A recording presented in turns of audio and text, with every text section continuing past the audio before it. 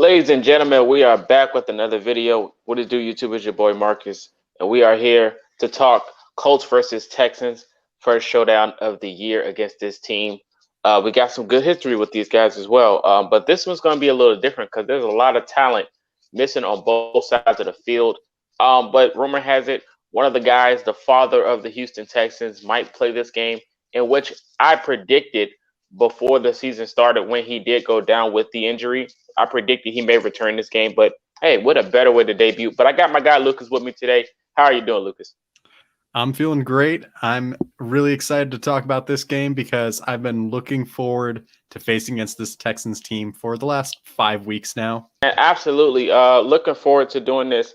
So the Houston Texans has lost two of their quarterbacks so far, and they're down to their third string, if I'm not mistaken.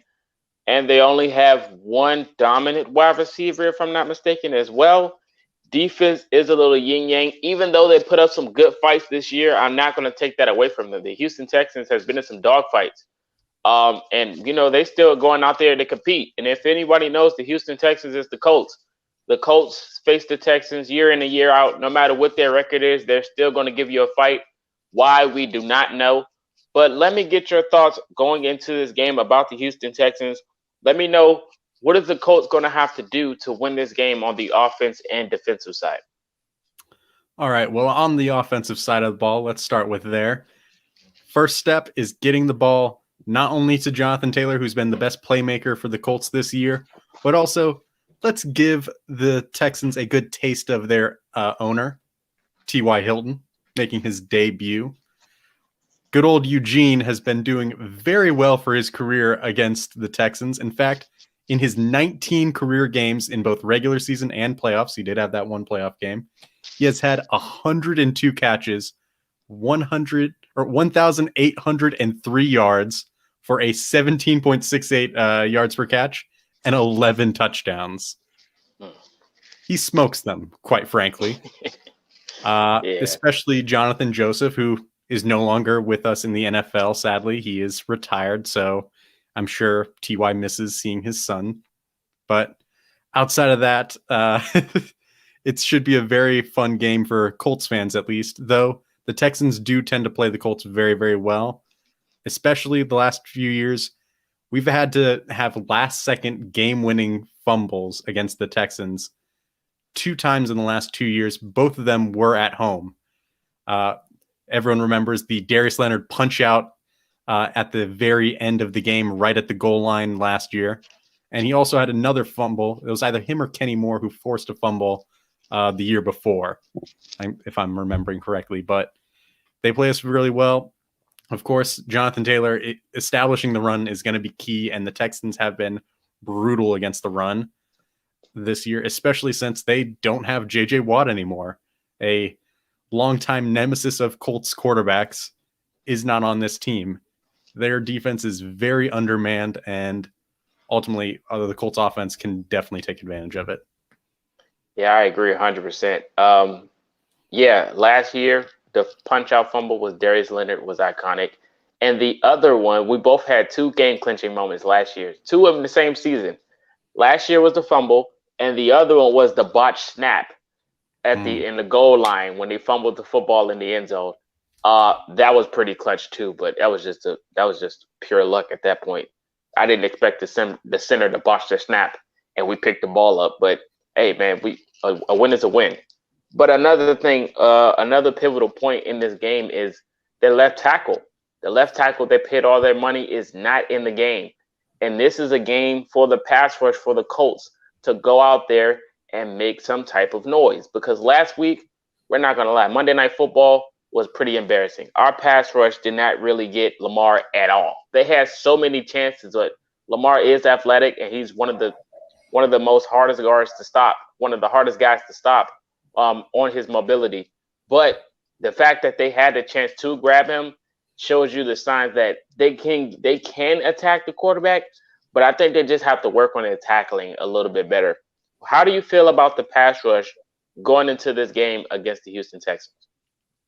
Well, speaking of that pass rush, there's another guy that we have to notice who has been dominant against the Texans so far, and that was DeForest Buckner last year. Last year, he had 5 sacks, 7 solo tackles, 4 tackles for loss, 7 quarterback hits, and 9 pressures in just 2 games against them.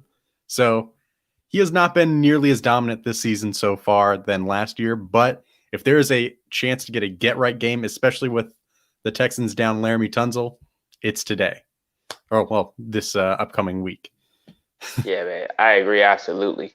But also we got Kwity Paye coming back too, and he's supposed to be mostly lining up against the left tackle, who is not going to be Tunsil. So we'll see if Paye can get his first NFL career sack. He's finally going up against a non-starter or elite left tackle for the first time in his career. So I think he's got a good chance to get that. Yeah, man, I do too. I'm looking forward to that. So fantasy owners, if you're looking for some points, this might be a game for you. I'm just knocking on wood, just to be safe. But I think this might be a game for fantasy owners, for Colts players. Even though I think the wide receivers might have a few good stats from the Texans side, I feel like our defense can get dotted up a little bit, but not just as bad as it was on Monday night. But I think he can get a few completions off. Davis Mills is no Lamar Jackson. Yeah, he is no Lamar Jackson, but he might escape that pocket. I won't be surprised if the pass rush can get there. He might make some type of plays, some wild plays. But another thing that we've noticed on Monday Night Football, the play calling on offense was a thing of beauty. It was amazing, the designs, the scheme that we ran, everyone getting involved, the wide receivers motioning, the wide receivers catching the football, the fact that Jonathan Taylor had 100 receiving yards. It just shows you the game plan that can open up. And we use Marlon Mack, and some people even think we shouldn't be using him because he's on a trade block, but his value has nothing to do with him going out there to play football, because he's still a player at the end of the day. And that game, the way he was running, I was like, I don't care what we're doing, Marlon Mack. We need to play him, because he was getting some yards that Jonathan Taylor couldn't, because he's just so good with his footwork, man, on those counter plays, man. He's just so good at seeing those lanes. I'm looking forward to, in my personal opinion, Michael Pitman Jr. might have another nice catch this week. Well, this is not being cliche at all. I think generally the protection might be a little bit better, and Carson Wentz might set his feet on a few plays, and he might launch that thing. I'm not gonna lie, he might launch that thing against the Texans. I'm looking forward to seeing Mo Alley Cox get involved against the Texans this game. There's a lot of things that might happen. I'm looking forward to. Zachary Pascal might be another guy that gets maybe 2 touchdowns, because he might be his favorite receiver, in my opinion. We've seen Paris Campbell get involved a lot on Monday Night Football. He made a lot of crucial catches. What targets are you looking forward to watching? And we're going to close it out. What players are you looking forward to watching on offense and defense against the Texans? Well, besides the aforementioned T.Y. Hilton and DeForest Buckner, of course, I'm definitely looking forward to seeing Kwity Paye. I think Darius Leonard, he started to look a little bit better last week against the Baltimore Ravens. He had that sideline to sideline speed a bit more than we've seen previously with his ankle injury. So I'm going to be interested in seeing how well he does this game as well.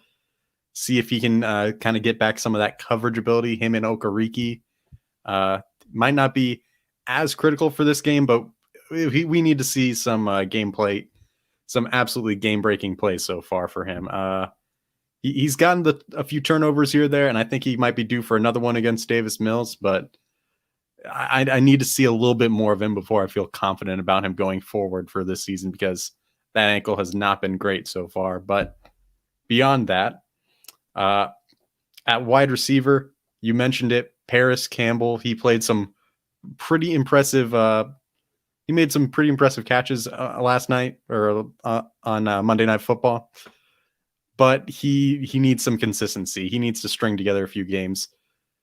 Michael Pitman Jr. has been phenomenal, and I think he's going to have 1 or 2 great catches. The only concern for Michael Pittman so far has been in the red zone. He's had a few targets that just got a little bit away from him. Partially that's due to Carson Wentz not getting his feet right, kind of throwing it just a little bit out of reach. But if they can get that red zone timing, then Michael Pittman Jr. can be taking that next step in the NFL hierarchy at wide receiver. And yeah, man. Also, let's get some T.Y. or beyond T.Y. Hilton. Let's get some Nyheim Hines involved. He has had some very inconsistent snap counts so far. and he is a absolute weapon as a receiver. I think ultimately we need to be splitting him out more out wide if we're not going to be using him so much as a running back, if we're putting Marlon Mack in to the rotation more. So we'll see what happens. But I think no matter what, the Colts are going to be able to move on this Texans defense. And the Texans offense, they have a few good playmakers here. I think they'll be able to get some good plays. I'm looking forward to seeing Nico Collins if he plays. He is a very fascinating wide receiver out of Michigan this year as a rookie. And he's very, very athletic. So I think he could get behind a few of our depth corners if we don't have a healthy cornerback group. But we'll see. Yeah, we shall see. Rockison he did practice, so he might play. Looking forward to seeing my guy Rock, who's been a solid corner. Xavier Rose practiced as well. So looking forward to seeing if both of those guys can go through with the rest of the week and actually play against the Texans. But we're going to close it out. Thank you for joining us, Lucas. Score prediction. All right. The score prediction, I'm going to say that the Colts win this one 28-18. I think we get 10 points on them. I think I'm going to go a little bit more biased. You know, I've been a little bit on the concern level, so I wasn't really giving us a lot of leeway when it comes to these, but I think we're going to win 28-7. I think the Texans can get 7 or maybe 10 points, but I think it'll be us getting 28 points. 28-7 is my prediction. That's what I'm going to rock with. The Colts should definitely go out there screaming, especially after that inspired football that they played on Monday Night Football. Even though we lost it, it was the better team. Lamar Jackson's an animal. We get it. They're undefeated almost pretty much on primetime games. So I expected us to lose, but it's okay. But I don't expect us to lose this game. But you guys let us know in the comment section your thoughts about this game, the predictions, who may win, who may go crazy. Let us know all these things. Lucas, where can they find you? They can find me on Twitter at RobinsLucas. You can also find me as the lead writer for thebluestable.com, and hope to see you guys interact with some of our amazing content that we have on that site. All right, there you have it. Go ahead and look at those links. This is Marcus, that's Lucas, and until next time, go Colts, and you've been culture shocked.